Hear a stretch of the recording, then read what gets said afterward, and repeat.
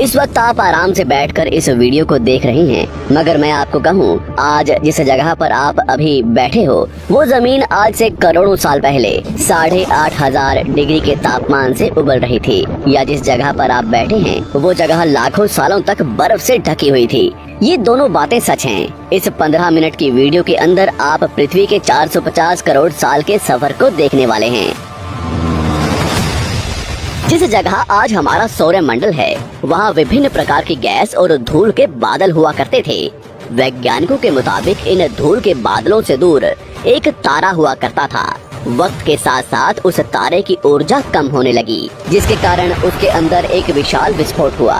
विस्फोट की वजह से अंतरिक्ष की ये धूल एक दूसरे से दबने लगी। इस दौरान बादलों में स्थित धूल के कण दबाव और गर्मी के कारण बड़े उल्कापिंड और पत्थरों में परिवर्तित हो चुके थे, और इसी दबाव की वजह से इन बादलों में स्थित रेडियो एक्टिव पदार्थ ने ग्रेविटी का निर्माण किया। इस ग्रेविटी के कारण बीच में हाइड्रोजन और हीलियम इकट्ठा होने लगे। बीच के इस भयंकर दबाव के कारण एक विशाल विस्फोट हुआ, और इसी विस्फोट के कारण हमारे सूरज का जन्म हुआ। अंतरिक्ष में फैले एस्टेरॉयड यानी क्षुद्र ग्रहों में भारी वजन की वजह से सूरज के करीब आकर सूरज की परिक्रमा करने लगे। धीरे धीरे इन्हीं एस्टेरॉयड में भारी टकराव हुआ, जिसके फलस्वरूप मरकरी, विनस, अर्थ और मार्स जैसे ग्रहों का निर्माण हुआ। वैज्ञानिकों के मुताबिक उस वक्त पृथ्वी और मार्स यानी मंगल ग्रह के बीच थिया नामक ग्रह सूरज की परिक्रमा किया करता था। पृथ्वी पर ग्रेविटी होने की वजह से सूरज की परिक्रमा करने वाले एस्टेरॉयड अब पृथ्वी की परिक्रमा करने लगे, और धीरे धीरे करोड़ों सालों तक ये पृथ्वी पर गिरते रहे। और ऐसी ही घटना हमारे पड़ोसी ग्रह थिया पर भी हो रही थी, जिसके कारण थिया पृथ्वी के और करीब आने लगा और आकर पृथ्वी से टकराया। इस भयंकर टकराव की वजह से पृथ्वी के हिस्से कणों के रूप में अंतरिक्ष में फैल गए और एक रिंग्स की तरह पृथ्वी की परिक्रमा करने लगे। इन्हीं परिक्रमा करते हुए कणों में टकराव होने लगा, जिसके कारण हमारे चांद का निर्माण हुआ। उस वक्त पृथ्वी पर सिर्फ एक ही समुद्र हुआ करता था, और वो था 1900 डिग्री सेल्सियस की तापमान पर उबलते हुए लावेगा। उबल रही थी वो सारी चीजें जिसे आज आप अलग अलग नाम से जानते हैं। वक्त के साथ साथ पृथ्वी धीरे धीरे ठंडी हो रही थी, जिसके कारण पृथ्वी के भारी तत्व जैसे धातु और रेडियो एक्टिव पदार्थ पृथ्वी के केंद्र में जाकर इकट्ठा हो गए, और हल्के पदार्थ पृथ्वी की सतह पर आ गए। लाखों सालों तक पृथ्वी पर उल्कापिंडों की बरसात हुई, और इन गिरते हुए उल्कापिंडों में जमा था नमक, मिनरल्स और पानी। करोड़ों सालों तक इन उल्कापिंडों की बरसात होती रही, और धीरे धीरे पृथ्वी की ऊपरी सतह पानी से ढकने लगी।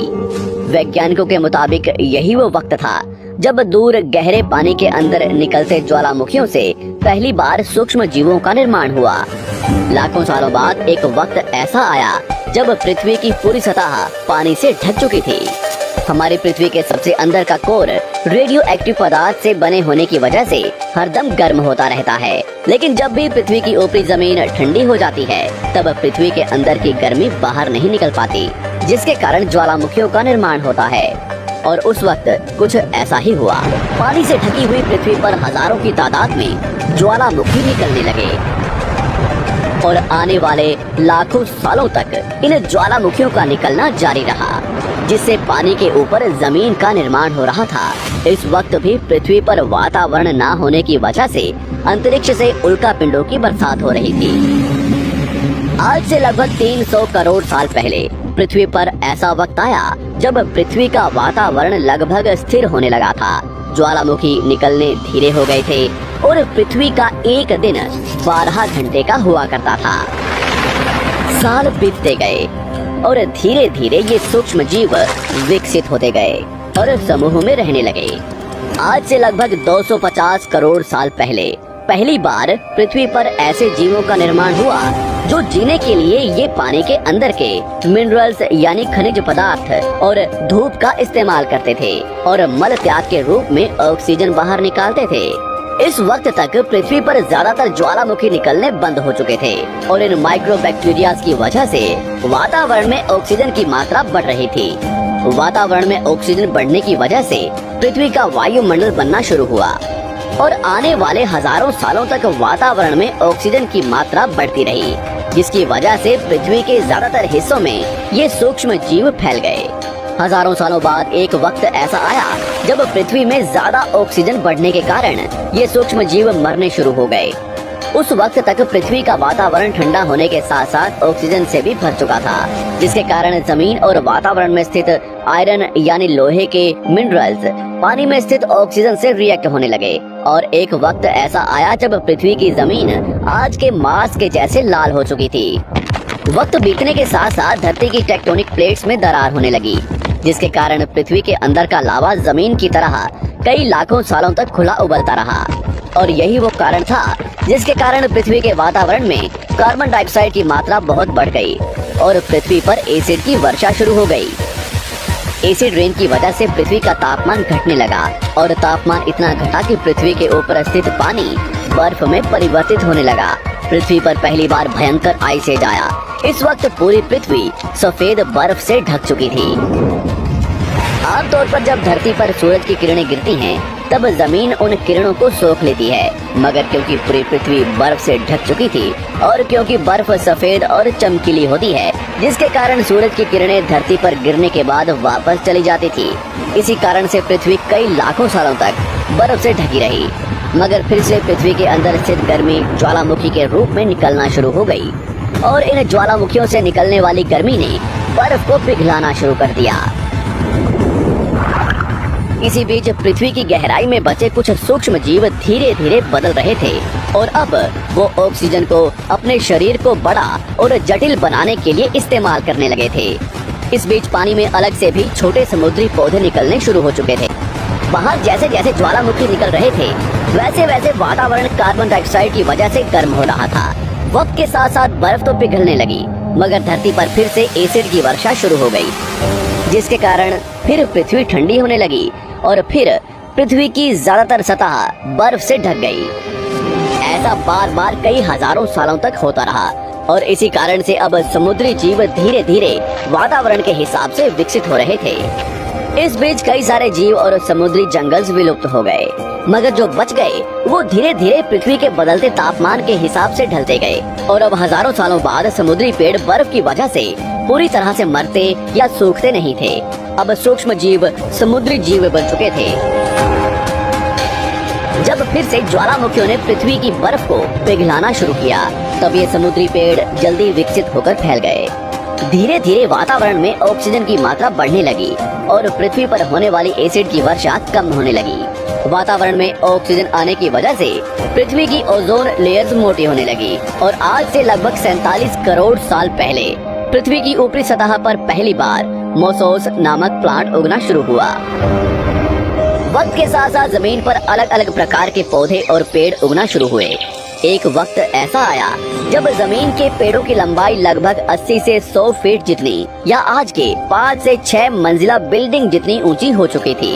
ये वो वक्त था जब समुद्री जानवर समुद्र से बाहर निकल रहे थे और जमीनी जानवरों में परिवर्तित हो रहे थे।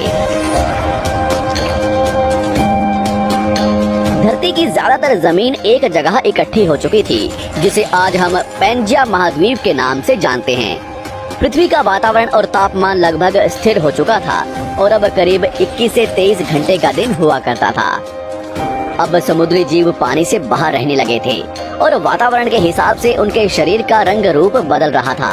धीरे धीरे ये जमीनी जानवर डायनासोर्स में परिवर्तित हो गए। जिन डायनासोर्स ने पेड़ पौधे खाने शुरू कर दिए, उनका शरीर लंबा और विशाल रूप से विकसित होने लगा। कुछ डायनासोर्स शिकार किया करते थे, जिसके कारण वे छोटे और तेज होते चले गए।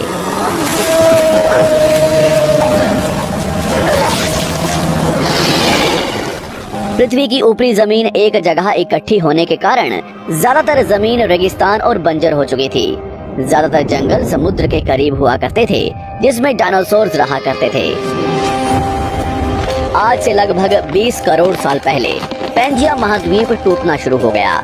पैंजिया के विभाजित होने की वजह से पृथ्वी की ज्यादातर ऊपरी जमीन पानी के संपर्क में आने लगी, जिसके फलस्वरूप पृथ्वी पर हरियाली बढ़ती गई, जिस वजह से डायनासोर्स और ज्यादा विभिन्न और विशाल होते चले गए। डायनासोर्स ने आने वाले लगभग 20 से 30 करोड़ सालों तक पृथ्वी पर राज किया।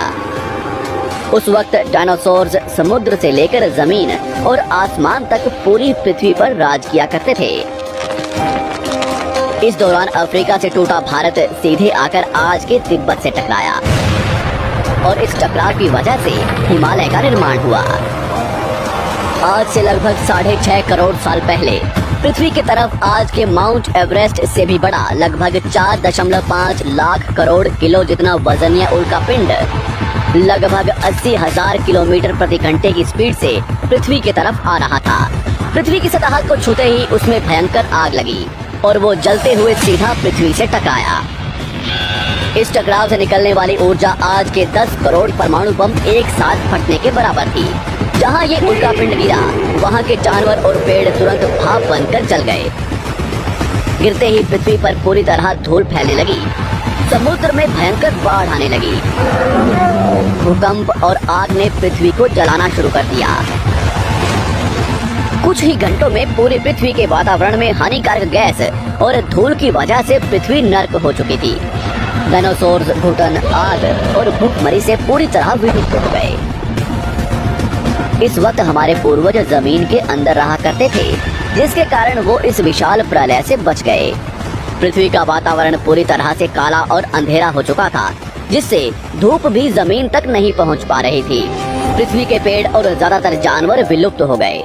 वातावरण में धूल और हानिकारक गैस के कारण पृथ्वी पर फिर से एसिड की वर्षा शुरू हो गई और फिर पृथ्वी ठंडी होकर बर्फ से ढक गई। लेकिन इस बार पृथ्वी की बर्फ लाखों सालों तक नहीं जमी रही और 80 से 90 हजार साल बाद ये बर्फ पिघलनी शुरू हो गई। जैसे ही धरती पर वातावरण फिर से पहले जैसा होने लगा, वैसे ही ये छोटे जीव जमीन से बाहर आना शुरू हो गए। उस वक्त पृथ्वी की बर्फ पिघलनी शुरू ही हुई थी, जिसके कारण अफ्रीका में घने ठंडे जंगल हुआ करते थे और इसी बीच ये जमीनी जीव बंदरों में परिवर्तित हुए। मगर जैसे जैसे पृथ्वी गर्म होने लगी, वैसे वैसे अफ्रीका के ये जंगल सूखने लगे। जंगल की चीजें खाने वाले बंदरों को खाने की कमी होने लगी। खाने की तलाश में इन बंदरों ने अपने पैरों पर चलना शुरू कर दिया, जिससे उन्हें दूसरे जानवरों के शिकार करने में मदद मिलती थी। धीरे धीरे बंदर एप्स यानी वानर में परिवर्तित हुए। खाने की तलाश में ये एप्स पृथ्वी के दूसरे हिस्सों में फैलने लगे और धीरे धीरे उनके शरीर का रंग रूप वहाँ के मौसम के हिसाब से बदलता गया। वक्त के साथ साथ हम आदिवासी बने। हमने हथियारों से लेकर आग का आविष्कार किया। हम धीरे धीरे इंसान के रूप में विकसित हुए। हमने धर्म से लेकर परिवार, भाषा और संस्कृति का निर्माण किया और वक्त के साथ साथ हम विकसित होते चले गए और आज हम इस पृथ्वी की सबसे विकसित प्रजाति बन चुके हैं। पृथ्वी को आज के जैसे बनने में लगभग 450 करोड़ साल का वक्त लगा है और हमें एक छोटे जमीन में रहने वाले जानवर से इंसान बनने में कई लाखों सालों का। मगर हमने इन 100 सालों में जितना पृथ्वी को गंदा और तबाह किया है, उतना आज तक किसी भी प्रजाति ने नहीं किया होगा। हम फिर से धरती को गर्म कर रहे हैं और कार्बन डाइऑक्साइड की मात्रा बढ़ा रहे हैं। वैज्ञानिकों का मानना है कि पृथ्वी पर फिर से विशाल परिवर्तन होने वाला है। भविष्य में पृथ्वी कैसी होगी, जानेंगे हमारी अगली वीडियो में।